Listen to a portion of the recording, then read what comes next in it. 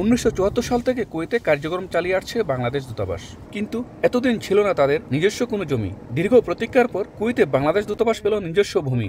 মিশরেফ অঞ্চলের কূটনৈতিক পাড়ায় 3000 বর্গ মিটারের প্লট পরিদর্শন করেন দেশটিতে নিযুক্ত বাংলাদেশের রাষ্ট্রদূত মেজর জেনারেল অবসরপ্রাপ্ত মোহাম্মদ আশিকুজ্জামান সহ দূতাবাসের ঊর্ধ্বতন কর্মকর্তারা। পাশেই রাষ্ট্রদূতের বাসভবনের জন্য আরেকটি 1000 বর্গ মিটারের প্লটও বুঝে পায় বাংলাদেশ। নিশ্চয়ই অদূর ভবিষ্যতে আরও কিছু প্রসিডিউরাল কাজ আছে, এর মাধ্যমে কুয়েতে অবস্থিত আমাদের সম্মানিত প্রবাসীদের দীর্ঘদিনের একটা আকাঙ্ক্ষা, স্বপ্ন পূরণ হবে।